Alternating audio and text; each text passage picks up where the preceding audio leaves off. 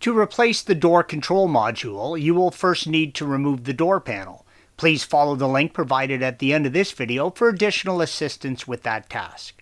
With the panel off, you can access the control module indicated by the red arrow.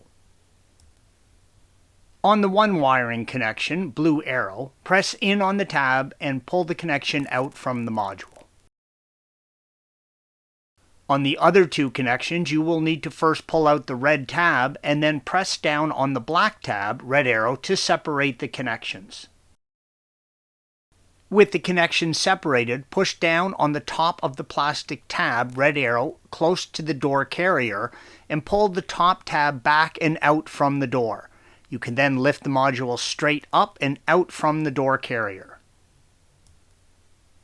This image shows the two tabs on the back of the module, red arrows, and where they will sit in the carrier, blue arrows. Installation is the reverse of removal. Thanks for watching. Be sure to subscribe to our channel and check out another video in this series.